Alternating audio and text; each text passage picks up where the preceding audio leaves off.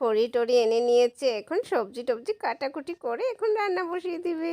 হেই রাধা, দেখ সবজি টবজি সব এসে গেছে, এখন তুই তাড়াতাড়ি চুড়িটা নইলে একটা দাওনি, আর তাড়াতাড়ি আলু পেঁয়াজটা কেটে দে, আমি সবজিটা বসিয়ে দিই। আরে হে রে দিদি, আমি আছি, তাড়াতাড়ি আমি চুড়িটা নিয়ে আছি, চুড়ি দিয়েই তো আলু পেঁয়াজটা কাটতে পারবো। যাই আমি চুড়িটা নিয়ে আসি তাড়াতাড়ি। হ্যাঁ হ্যাঁ, তুই গিয়ে তাড়াতাড়ি সবজিটা কেটে নে, আর আমি কতগুলো খড়ি নিয়ে আসি এখানে।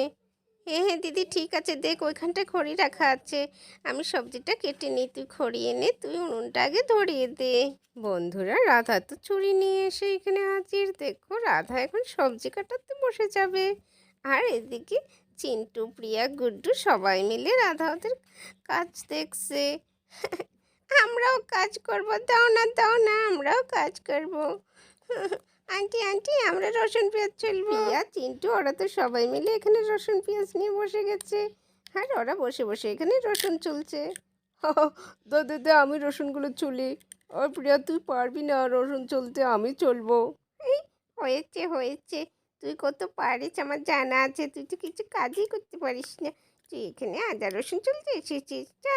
এই প্রিয়া দিদি, আমিও করবো, যে আমাকে দে না নতুন, আমি তুলবো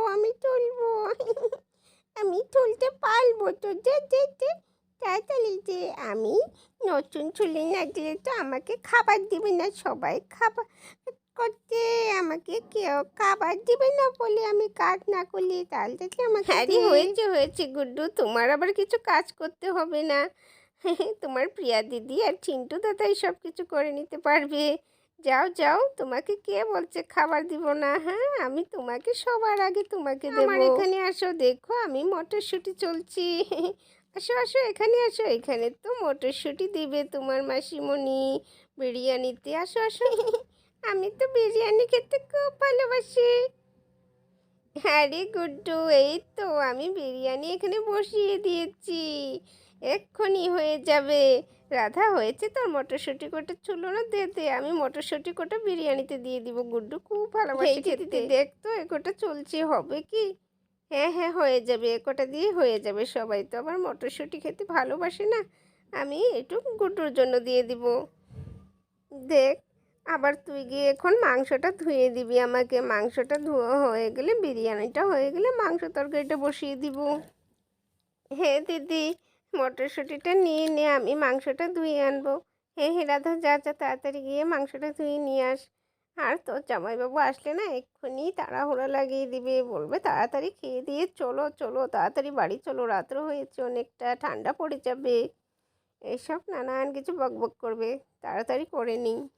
সত্যি এভাবে তোদের বাড়িতে পিকনিক করে খুব ভালো লাগে, প্রত্যেক বছরই তো আমরা এভাবে পিকনিক করি এখানে তোদের গার্ডেনে। হ্যাঁ রে দিদি, ঠিকই বলছিস, মাঝে সময় এরকম পিকনিক করলে ভালোই লাগে।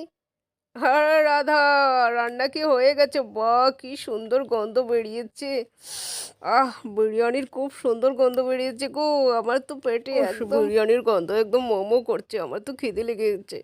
আরে এই তো জামাইবাবু, হয়ে যাবে, বিরিয়ানি তো হয়েই গেছে, এখন মাংসটা রান্না হলে তো হয়ে যাবে।